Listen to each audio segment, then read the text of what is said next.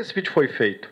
Esse vídeo foi feito por mim no ano passado, no início do ano passado, para falar para os meus empregados de coisas que eu acreditava.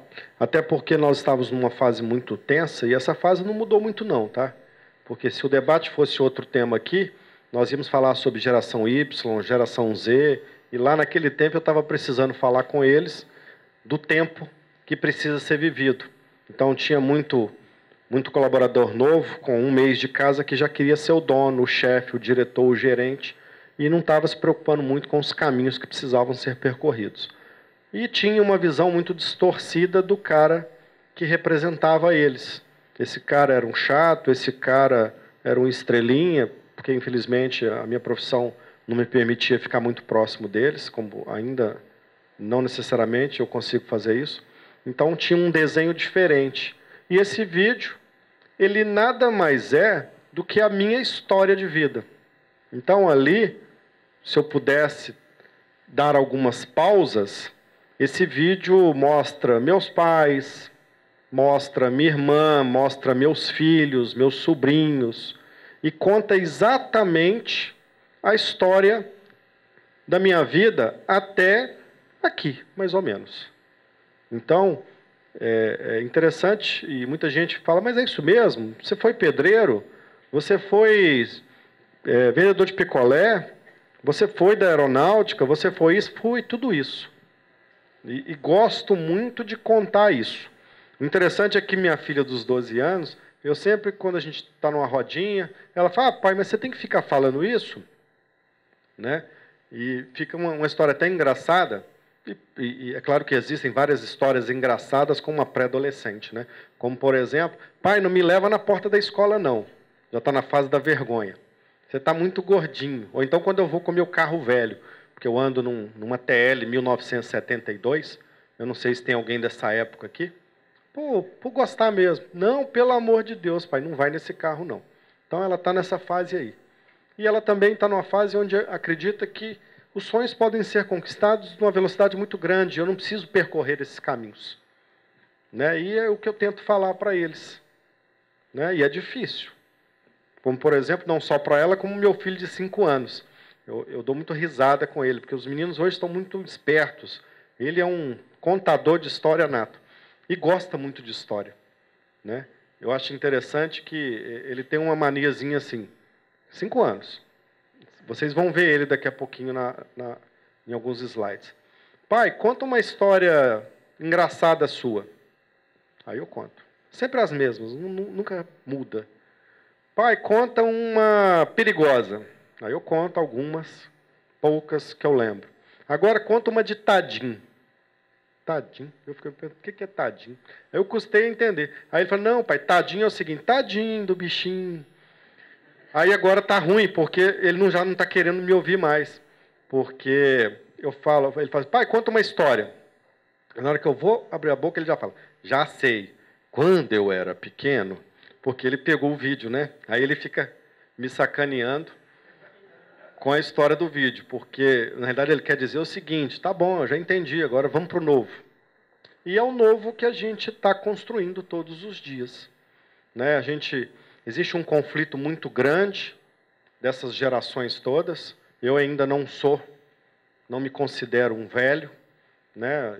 Eu estou aqui com meus 40 anos, devem ter jovens aqui na casa dos 18, 20, alguns jovens mais próximos da minha idade lá em cima, mas eu acho que estamos todos ainda vivendo a mesma discussão, né? Talvez vivendo estes sonhos que nós não paramos nunca, né? O tempo todo a gente quer alguma coisa, né? E me perguntaram também no carro, fizeram uma série de perguntas para mim. Pô, mas você quer ser mais o quê? Né? Eu quero ser o que minha mente puder me conduzir, naquilo que me move para um negócio que eu gosto muito de falar dele, mas é muito difícil de explicar, que é felicidade. Né? E sucesso tem muito a ver com isso, e eu vou falar disso. Bom, na verdade, eu não me apresentei. Aí eu vou deixar para fazer agora. E eu acho interessante, não é marketing não, até para vocês tentarem entender o que eu consegui conquistar com estes sonhos. É a minha vontade. Bom, hoje eu sou presidente de uma empresa que chama-se Verde Gaia. Não sei se alguém já ouviu falar. Essa empresa, ela é a maior empresa desse segmento no Brasil, basicamente sistemas de gestão empresarial, qualidade, saúde e segurança, meio ambiente, responsabilidade social. Eu tenho, acho que ali está 2.000, mas são 2.100 clientes no Brasil, cresço uma média de 20 novos clientes por mês. Estou no Brasil, África, América Central, eu passo a minha vida viajando, fazendo isso. Então, eu construí essa empresa. Né? Posso dizer que eu sou pioneiro, principalmente em gestão ambiental no Brasil. Fiz uma brincadeirinha no carro. Se tivesse um Guinness para quem mais implantou ISO 14001 no Brasil, acho que eu ganharia, com certeza, pela quantidade de projetos que já foram entregues. Isso tudo não parou. Sou também presidente de um instituto, chama-se Instituto Oxigênio. Lá em Minas Gerais, ele tem uma força muito grande, com grandes projetos. Por exemplo, Uma Árvore, Uma Vida, da Rede Globo, o projeto Planeta Brasil, que movimenta uma média de 30 mil pessoas por evento, e outros grandes eventos que foram criados. Naquele tempo, onde eu tive uma ideia, essa ideia começa a virar um sonho, né, uma vontade, e eu venho conseguindo fazer. Faço muitas auditorias, sou esse dito diretor de sustentabilidade desse programa. Recentemente, fundei uma editora, ela não está ali, faz parte dos meus sonhos mais novinhos, de alguns meses, vocês vão começar a ver isso daqui a pouco, espero. Fundei uma empresa também, há um ano atrás, chama-se VGBio, já é uma grande empresa, hoje no estado de São Paulo, movimentando muitos empregos, movimentando muitos contratos. E, por acaso, começaram a achar que eu sou publicitário, porque nessa vontade minha, pessoal, de falar das coisas que eu penso, começaram a falar que eu sou autor do vídeo Sonhos, autor do vídeo On-Off. On-Off também é um outro vídeo que é interessante, até a Sprite tem usado esses refrões, tô on, tô off, não sei o quê, enfim. Mas isso não importa muito. Na verdade, a minha vontade sempre foi de tentar explicar, pelo menos para aquelas pessoas que estavam mais próximas de mim, o que eu ganhei com essa história inteira. Que talvez não tenha sido uma história muito bonita, não. Porque a gente normalmente imagina que o empreendedor de sucesso, ele já nasce empreendedor de sucesso. E tem sempre aqueles refrõezinhos, né? Ah, mas teu pai é rico. Você ganhou isso, você ganhou aquilo. Bom, tem casos que sim. Né? Esses casos, normalmente, eles são mais sofridos. Por quê? Porque quando perde, perde tudo e tem dificuldade de levantar de novo. Mas se a gente observar, obviamente, eu vou me colocar como um deles, como os grandes empreendedores de sucesso. Eu estou me imaginando como o meu modelo de empreendedor, que é o que me interessa. Eu não tenho vontade de me espelhar em ninguém. Já me perguntaram, até num dos comentários do YouTube, poxa, mas você está falando disso tudo? Eu não te vi na Forbes, né, como um dos homens mais ricos do mundo, mas eu não tenho essa vontade. Eu sou feliz assim. Ah, mas você não faz planos de negócio como o Ike Batista? Eu não tenho vontade. Até porque talvez o plano dele não funcione como o meu, ou a minha história não daria certo com a dele. Porque eu não tenho o pai que ele tem, eu não tenho a trajetória que ele tem. Então não funciona. A gente sempre busca isso, né? Às vezes compra na banca de jornais um livro, Como Ficar Rico. A gente corre lá e compra, e acha que aquilo é uma receita. E a receita está com a gente mesmo. Mas eu não sabia disso, tá, gente? A história, e eu arrisco dizer que ela não é muito diferente da de vocês, não. Ou da maioria de vocês. Ou dentro do limite das dificuldades de cada um de nós. Eu, por exemplo, naquela historinha toda lá, eu não tive liberdade de contar isso tudo, mas eu vim de uma família pobre. Eram 6 irmãos, ainda são 6 irmãos hoje, todos muito bem-sucedidos, mas naquela época, era um trombando no outro, a dificuldade até para comer, morando numa casa onde não tinha até uma historinha que eu tirei ela ali, não tinha porta, não tinha teto, não tinha nada, mas não é musiquinha, não. Era uma verdade. Tinha que colocar lona preta na janela. Era o chão mais ou menos batido. Tinha que esperar o salário do fim do mês. E inteirar algumas coisas no meio do caminho, né? Saímos para o meio do mato, coisa que é mais difícil hoje em dia, né? Para completar a alimentação. E esperar ainda os irmãos, principalmente o irmão que estava mais próximo de mim, e tem uma parte importante nessa história toda, chegar da escola para me poder usar o uniforme dele. A camisa dele era minha, o sapato dele era o meu. Naquela época era conga ou quichute. Crescia o pé, cortava a ponta. E continuava. É claro que todos vocês devem ter os desenhos das dificuldades de vocês. Nas devidas proporções, eu acho que são fases que a gente passa e que, para mim, foi muito bom. Então, ou seja, dentro de tudo que eu construí, do que eu sou hoje, eu tenho vergonha de contar que eu fui pobre um dia? Não tenho. Porque isso foi importante para mim. Eu posso até dizer que eu aprendi que essas dificuldades, né, elas me fizeram ter inspirações para fazer alguma coisa diferente. Obviamente, naquele tempo eu não pensava isso, né? Eu confesso que eu lamentava muito a minha sorte. O interessante é que o universo da gente ele tem um limite, né? Como eu era pobre de fato, as dificuldades de ter acesso a algumas coisas eram claras, eu nem sabia que existiam algumas coisas. Não sabia que podia andar de avião, não sabia que televisão a cores existia. Então, eu tinha um limite. Mas eu também lamentava. Eu tinha vontade de ser mais do que eu era e ter, por exemplo, um tênis só meu. Ou uma bolsa de escola, que eu não tinha, porque a minha bolsa era uma calça jeans virada ao avesso. Mas a gente sempre sonhava. E nessa fase, gente, pela carinha de bobo ali, dá para ver. Eu era muito timidozinho. Eu não conversava, não falava, não abria a boca. E não achem vocês...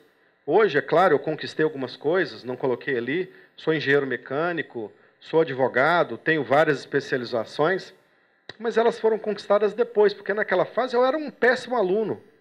Se eu mostrar meu currículo aqui para vocês, meu boletim escolar, vocês vão ficar horrorizados. Escola pública, que vivia em greve, e ainda tinha um aluno ruim, que ficava lá no fundão de boca fechada. Então, e foi difícil. Eu sou esse Zé Manezinho aqui, ó, bem amuadinho. Bom, enfim. Nessa fase, sem querer, eu comecei a empreender. Eu falo porque sem querer, porque nos dias de hoje, muitos aqui estão caçando, e aí? Quero montar um negócio, como é que faz? Essa é a dita pergunta do show do milhão, né? Porque cada um pode fazer o que quiser. E o que quiser pode dar certo. Então lá eu comecei a empreender, não necessariamente achando que eu ia ficar rico com aquilo, porque era meio difícil. Por exemplo, um primeiro caso de empreendedorismo que eu lembro, eu até coloquei hoje aqui, eu tirei, coloquei alguma coisa, foi a história de virar um vendedor de esterco. Não sei se essa profissão é comum aqui. Acho que nem é mais em lugar nenhum. Mas lá na minha época, então tinha muitos lotes vagos, e a gente fazia a agricultura familiar, né, as residências. Eu saí e juntei um sócio. O sócio, na verdade, era meu irmão, um ano mais velho que eu. Eu chamei esse sócio, aliás, ele me chamou. Eu falei, vamos catar esterco para vender? Né, a gente tinha essa necessidade, porque a gente não podia mal comprar um doce na porta da escola. Era impossível isso. Ah, então vamos. Péssimo negócio que eu fiz. Foi quando eu resolvi montar a tal da sociedade. De cara eu já tive um primeiro sócio. E tímido, bobo, né? Facinho de ser enrolado. Eu carregava o saco, eu catava o esterco, e ele ficava só dando a ordem, vendia e punha o dinheiro no bolso. Na proporção, se dava R$10, ele pegava 95 e me dava 5. Pegava 9,50 e me dava 50. E eu ficava feliz ainda, você acredita? Mas não era um negócio que deu certo. O interessante é que na fase que a gente estava fazendo aquilo, né, pelas todas as dificuldades, pelo aprendizado que eu tive, inclusive de contar dinheiro, né, porque a conta que ele fazia não batia com a minha, de jeito nenhum. Então eu tive que aprender a fazer conta, tive que aprender a me relacionar com ele, entender essas diferenças todas, né? Medir esse sacrifício todo e tentar entender alguma coisa. Lá eu posso dizer que eu aprendi, talvez eu não aceitasse, mas eu aprendi que o que fazer com meus monstros internos. Aquilo era terrível para mim. Aquilo era, imagina, tímido ainda carregando esterco na cabeça. Péssimo negócio. Mas eu aprendi que dava para vencer esses monstros internos. Dava para enfrentar desafios que talvez até meu corpo não fosse compatível. E foi bom. Aí eu não parei. Esterco não deu muito certo. Aí eu larguei da sociedade, porque eu estava sendo explorado, e fui me enveredar para a carreira de vendedor de picolé. Gente, eu estou falando disso num período aí de 11 anos de idade, 12 anos de idade. Nos 12, picolé. Picolé foi outra tragédia. Por quê? Porque tímido e bicho do mato, eu saía com a tal da... Espera aí. Como é que volta? Volta aí para mim.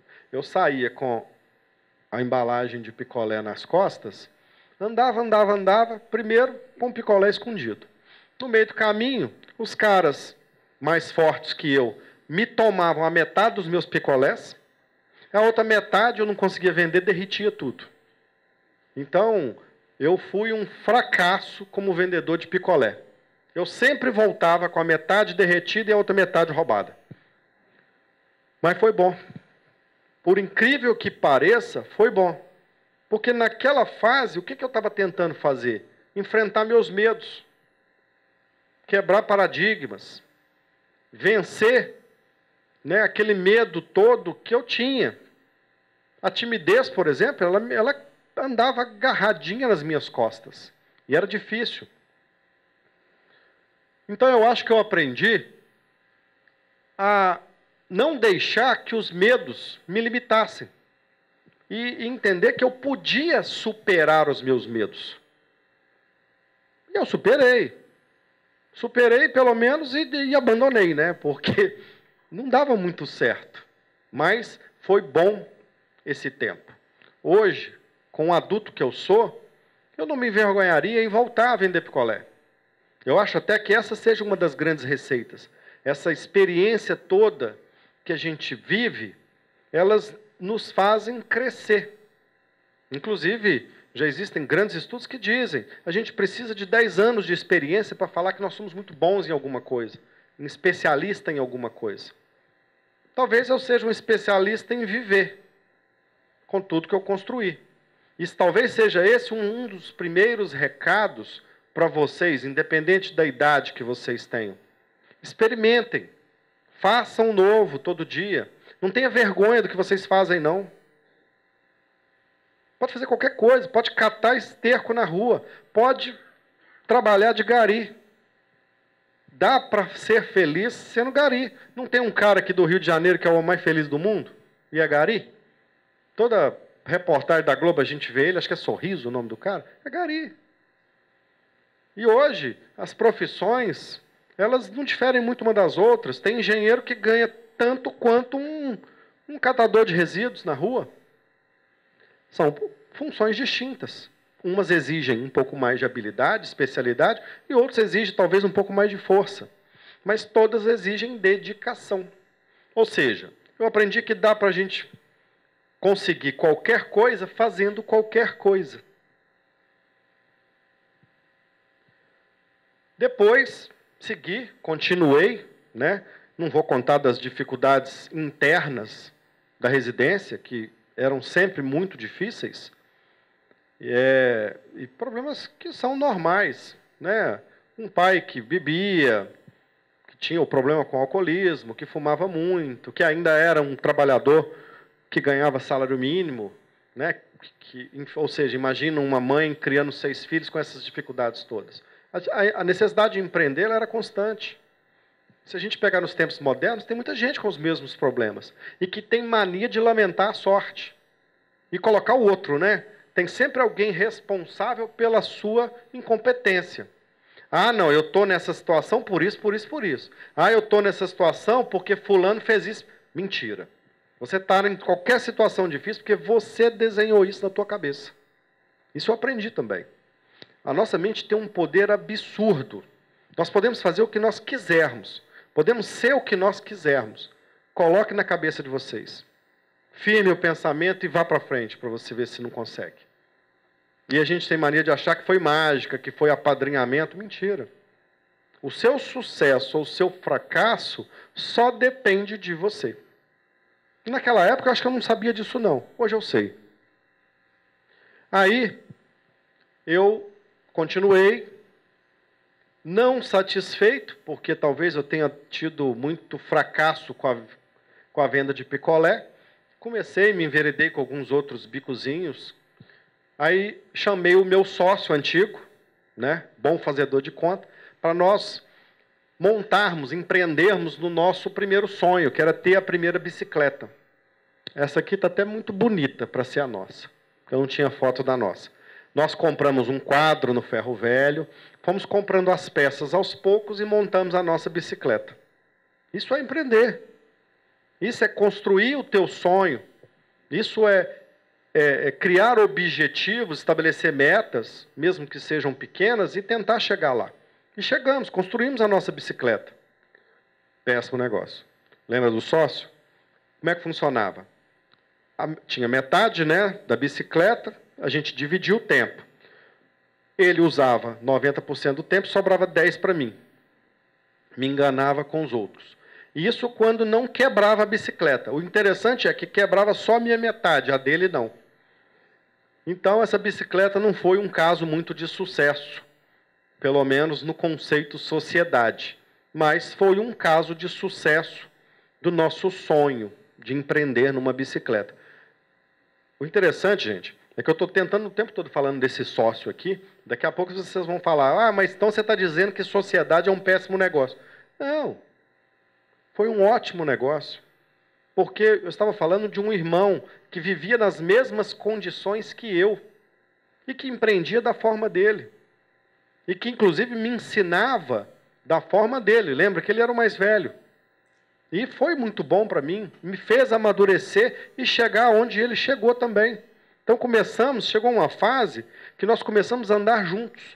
E continuamos empreendendo. Até os meus 18 anos, eu tenho vários casos para contar de coisas que nós fazíamos juntos.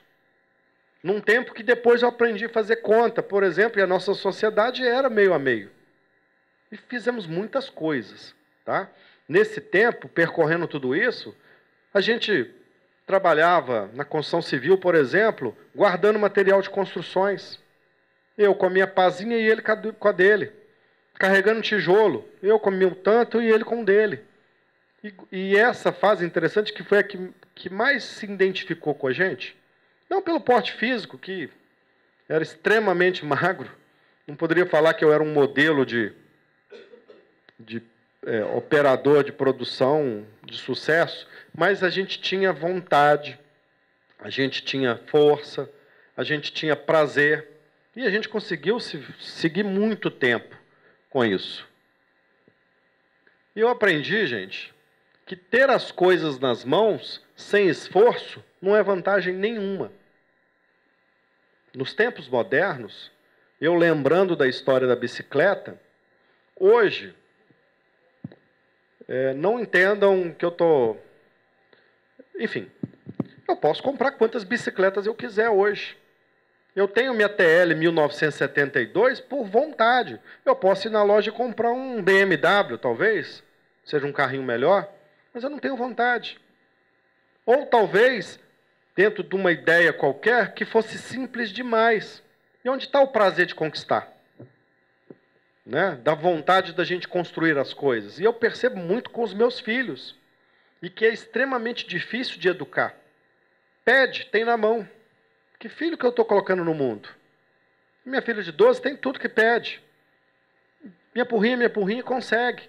E o desenho talvez que seja, poxa, meu pai é rico, meu pai pode. É uma pessoa que aprende a não ter limite.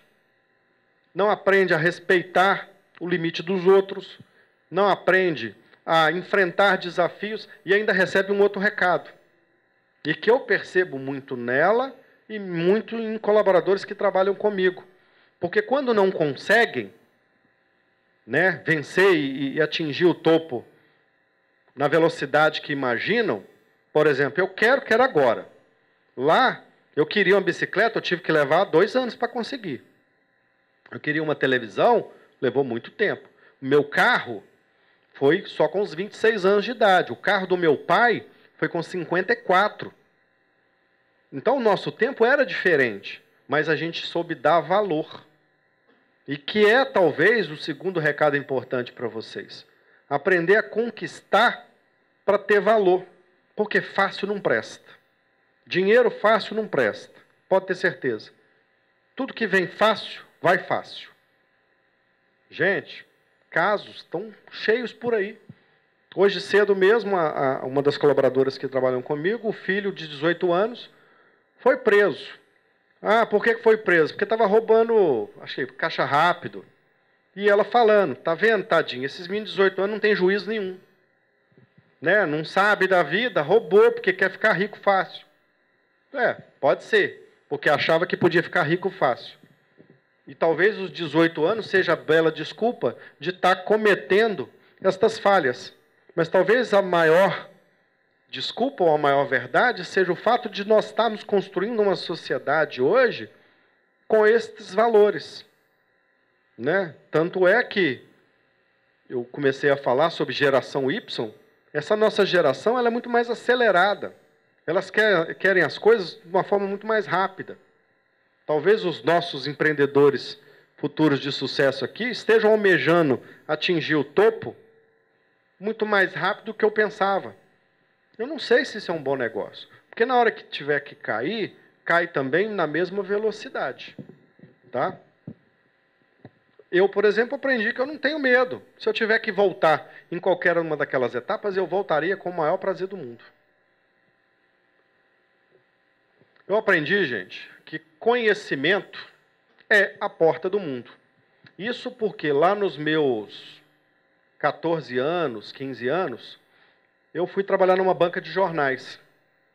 Aí eu vendia jornal na rua, eu vendia revistas. Imagina, um menino tímido que não conseguia abrir a boca, trabalhando numa banca, no comércio, servindo as pessoas.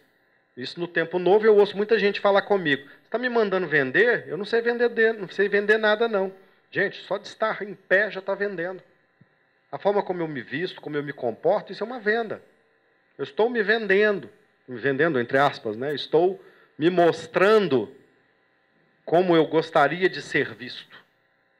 Isso é muito importante, a gente tem, inclusive, fórmulas importantes para isso, por exemplo, o marketing pessoal, que nos orienta para essas questões. Mas é uma forma de vender o que nós pensamos, da forma como nós agimos, o nosso produto. E naquela fase, quando eu entrei nessa banca, eu aprendi que eu podia vencer também esse medo. Lidando com gente, me relacionando com um cliente, né? Vendendo os produtos, por exemplo, vendendo revista pornográfica. Imagina, a bochecha vermelhava na hora que pediam. Depois passou. Aí eu aprendi que eu podia vencer esses medos e aproveitar o tempo. Porque sabe o que eu fazia nessa banca, em todo o tempo que eu passava lá dentro? Lendo. Eu lia tudo. Me perguntarem sobre qualquer título de revista da época, eu sabia. E lia de tudo. Isso me deu muito conhecimento. Talvez um conhecimento que sozinho eu não teria ganhado na escola, de onde eu vim. Ah, mas você veio de uma escola pública, não sei o quê, eu poderia me lamentar por isso o tempo todo, mas a vida também ensina a gente. Existem outros meios de buscar conhecimento. E eu consegui. Li, venci medos, aprendi a lidar com gente, né? E foi ótimo. Eu acho que essa, inclusive, foi uma fase muito importante, porque me ensinou e me deu conhecimento, coisa que eu achava que eu só poderia buscar na escola. Aí eu aprendi, gente, que a experiência e o conhecimento nos transforma. E eu acho que eu me transformei. nessa banca. Porque eu comecei a perceber que eu podia ser mais do que eu era.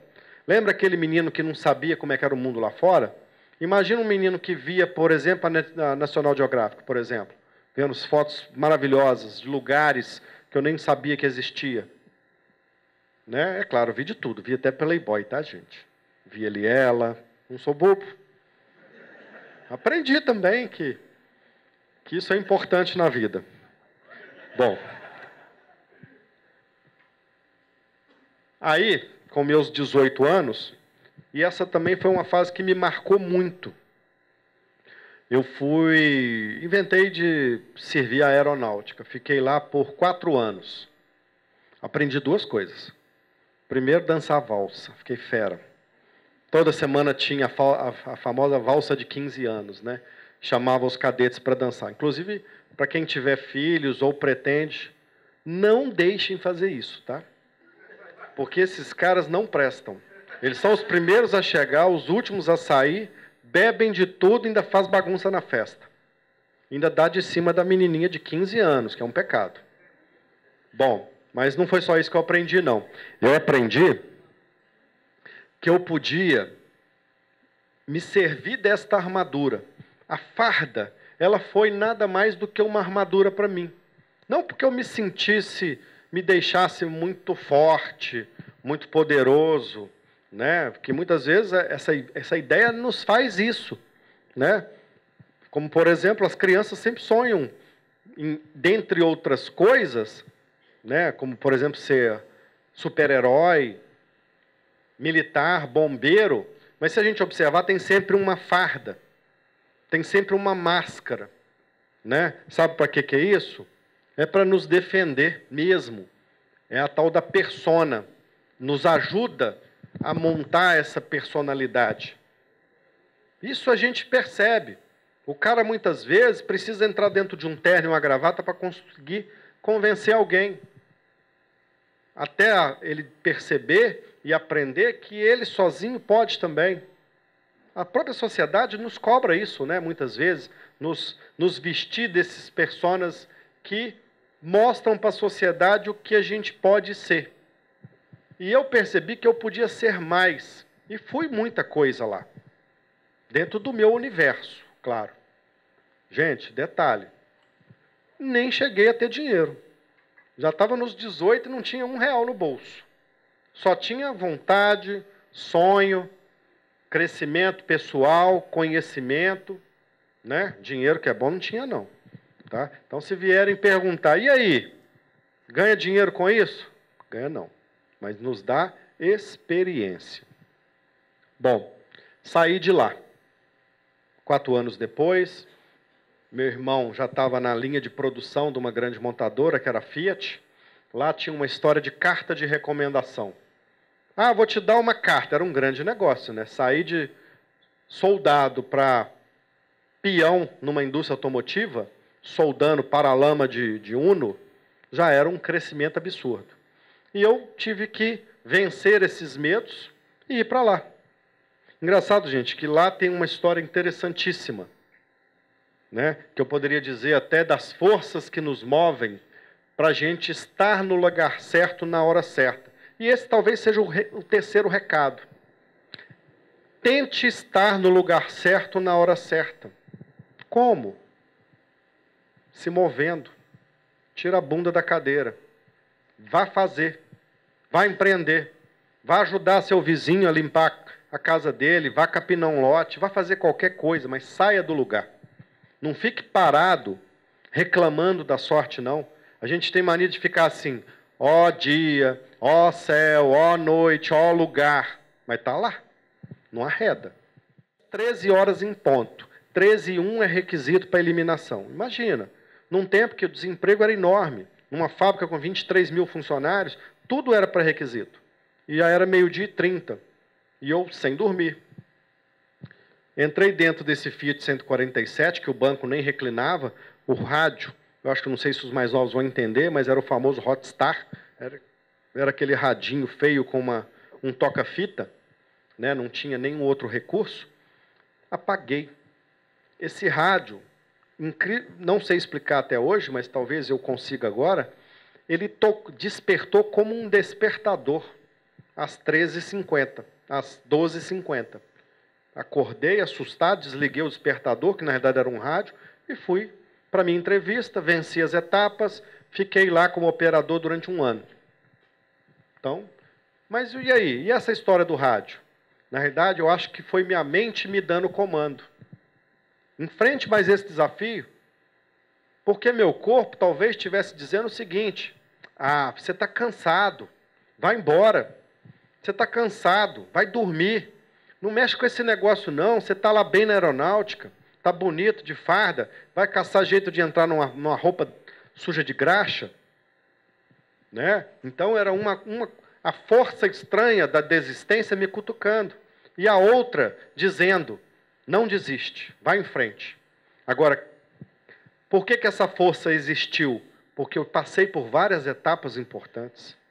Por isso que hoje, para aqueles que não estão acostumados a enfrentar desafios, normalmente desistir é o melhor caminho. Porque, obviamente, para mim eu deveria ter desistido rapidamente. E não desisti. Então minha mente me transformou, me fez acordar com o som de um despertador. Não foi nada divino. Foi a minha força, com certeza. E lá, gente, eu fiquei 1 ano trabalhando na linha de produção, soldando paralama, muito sujo, rodando turnos, tentando, nesse meio do caminho, manter os meus estudos, porque eu não toquei no assunto aqui, mas eu nunca abandonei eles, em nenhuma dessas etapas. Venci o 1º grau, venci o 2º grau, fiz o curso superior de engenharia mecânica, e passando por todas essas dificuldades aí. Imagina, contando moedinha. Então, e vocês não podem agora, por exemplo? Lá surgiu uma vaga no setor de meio ambiente dessa grande montadora. Isso já 1 ano, 2 anos depois. Gente, eu não sabia o que era computador. Na entrevista, o entrevistador perguntou, você sabe? Sei, eu sou fera nisso. Me chamaram para o teste, eu fui fazer um curso. Eu não sei se no Rio tem, lá em Belo Horizonte tinha, era o tal do curso IENSA. Você fazia computação em 1 semana. Ficava fera. O problema é que na primeira semana eles só ensinavam uma metodologia que era o DOS. Não existe isso mais, né? Antes do Windows. Eu só aprendi MC-DOS, DD-DOS, não sei o quê, mas eu não cheguei na segunda etapa, que era abrir o Excel, o Word. E chegou o dia do exame. Fui lá. Mas ainda bem que eu tinha aprendido a como enfiar um disquete. Porque o entrevistador virou as costas e eu consegui achar o disquete dele na mesa. A planilha que ele mandou eu fazer era a planilha que estava no disquete. Abri, ele, gente, está igualzinha, você é fera. Obrigado. Aprendi, com tudo isso, que a gente não pode desistir nunca. Isso não é uma mentira, talvez uma omissãozinha. Né? E sabe a parte boa? Eu fui para esse danado desse setor de meio ambiente. Em 1 semana, aprendi a usar todos os recursos de um computador, porque eu era o primeiro a chegar e o último a sair. Me deram uma mesa e um computador. E eu tive que aprender a usar mesa, computador, os recursos, uma norma em inglês, que foi quando chegou a 14.001 no Brasil em 1996, ela era em inglês. Gente, eu mal sabia o português. Aprendi também. Não sei como. Ou, vamos interpretar isso, com força de vontade. Consegui. Hoje, me deem qualquer programa que eu faço. Me ponham qualquer recurso, me ponham para fazer fórmulas dificílimas no Excel, eu faço. Eu aprendi isso tudo em 1 semana. E por que vocês não podem? O que nos falta hoje, talvez, é força de vontade. Porque talvez sempre vai ser mais fácil desistir. E me dei muito bem. Lá eu tive promoções, participei de várias áreas, vim para salão de automóvel, tirar foto com celebridade, com discussões sobre a grande era do meio ambiente. Foi ótimo. Adorei. Só que eu descobri que tudo aquilo ainda era pouco, porque eu tinha que ser sempre o melhor no que eu fazia. E esse também é um recado para vocês. Sejam sempre os melhores no que vocês fazem. Pode ser qualquer coisa, tá? Não importa, mas tente ser o melhor. Mais ou menos não presta. Igual não faz muita diferença. Porque se vocês perceberem, gente, vocês já viram, deixa eu voltar um pouquinho aqui, por exemplo, num aeroporto, ou num shopping, onde vocês quiserem se ver. Eu penso muito nisso quando eu estou dentro de um aeroporto, num segundo piso, olhando para um primeiro piso do aeroporto, numa segunda-feira, cheio de gente. Todo mundo vestido mais ou menos igual a mim, terno e gravata. Eu falei, nossa, gente, todo mundo fazendo provavelmente a mesma coisa que eu, que consultou um trombando no outro nesse mundo, né? E eu pensando assim, e o que me faz diferente deles? Como é que eu poderia me destacar na multidão? Como é que eu poderia ser essa diferença e ser o melhor? Então, gente, isso eu criei os meus meios, construindo tudo aquilo que eu acreditava ser importante para mim. Vocês também têm que construir isso. Vocês também têm que descobrir como ser essa diferença no mundo. Porque o mundo é o que vocês já sabem, 7 bilhões de habitantes. É lógico que você é o único. Agora, como é que você consegue transformar tudo e fazer ser visto?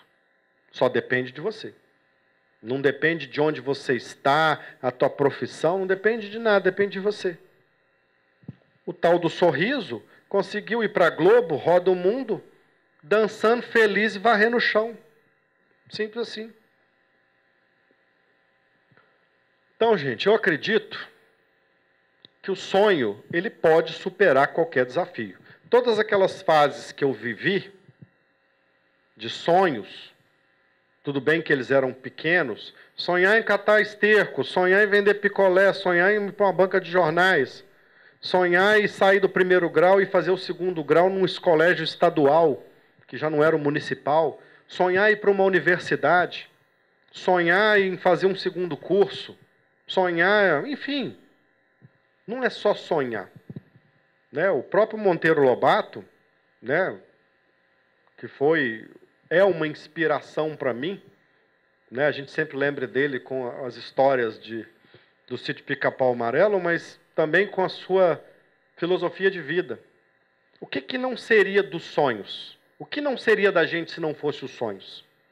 Nada teria sido realizado se a gente não tivesse sonhado antes. E começa assim, tá?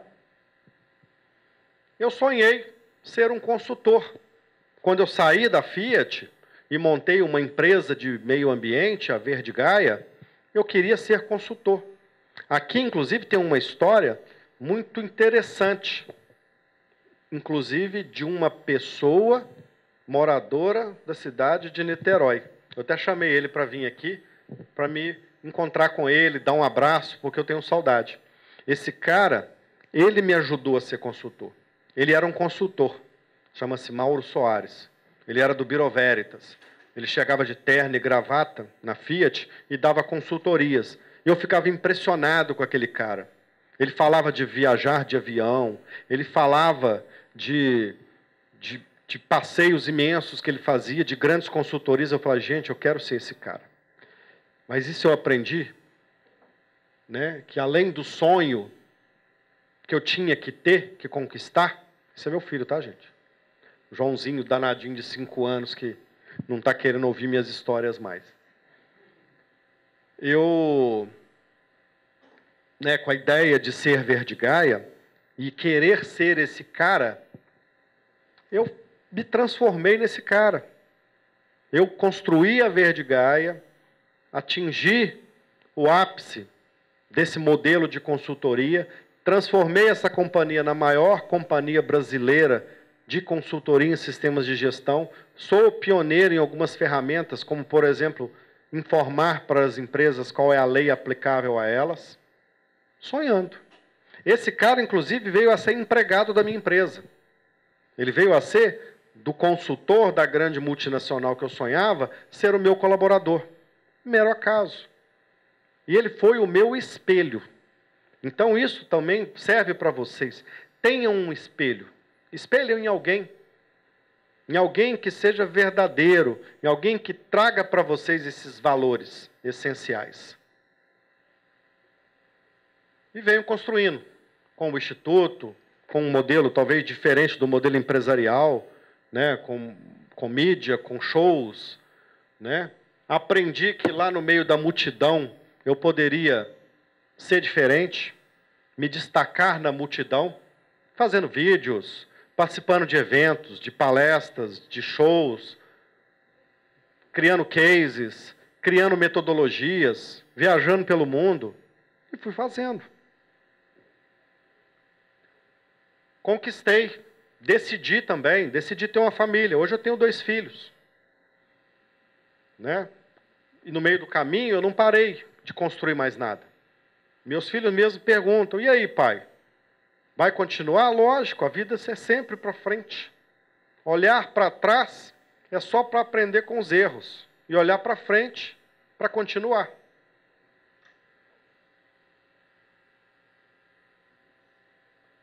Aí, gente, nesse meio do caminho, construindo, sonhando, imaginando que as coisas podem ser diferentes, que a gente tem que continuar sonhando, construindo. No início do nosso bate-papo, eu falei, mas façam tudo que vocês acreditam ser importante para vocês, mas com felicidade. Sem vontade, sem felicidade, a gente não faz nada. Com mau humor, xingando, a gente não consegue chegar a lugar nenhum. Tudo que eu construí foi com base nos meus sonhos. E foi com base naquilo que me deixava feliz. Assim como eu acho, não, tenho certeza, que com os meus 40 eu estou só começando com meus sonhos. Porque a felicidade minha eu tenho que mantê-la acesa. E construindo. E essa é a forma que me mantém feliz, empreendendo. Poderia ser talvez a fórmula da felicidade de vocês, se estabilizando em alguma profissão e sendo feliz nela, construindo nela, sendo importante nela.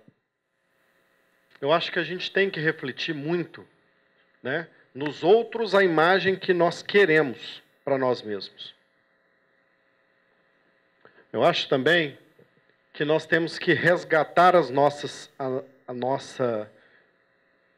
origens, a nossa simplicidade. A gente não perde nada por isso. Pode parecer brega, piega, mas lá na frente vai fazer falta. A gente vai perceber que muito do que a gente faz hoje não serviu de nada. Muito do que eu fiz, com essa graça da vontade de mostrar para alguém, não me levou a lugar nenhum. Toda a ideia de consumo que eu tinha, de vontade de construção, talvez só pela vontade de mostrar, ela não me levou a nada. Diferente do que eu venho construindo hoje, pela simples vontade de me deixar feliz fazendo. Bom, aí fica uma pergunta, né? E uma afirmação. Eu sou feliz. Isso é um fato. Eu tenho cara fechadinha, mas eu sou muito feliz, sou muito alegre, adoro contar piadas se me dessem a liberdade. Ainda bem que não, porque não é muito boa. Mas isso me faz bem. Aí eu queria fazer uma pergunta, se vocês não se incomodarem, até para mim não pagar um mico, se vocês pudessem responder. Eu respondo. Eu sou feliz. E você? Vocês têm vontade de ser feliz? Que bom. Então eu falo junto, pode ser? Agora combina. Quer ver? Eu sou feliz. E desanimados, viu? Gente, o que está acontecendo? Nem é a hora do almoço. Já acabou a hora do almoço. Tem lanche daqui a pouco. Para me mandar embora. Eu sou feliz. Parabéns. Esse é o caminho para vocês. Muito obrigado, viu?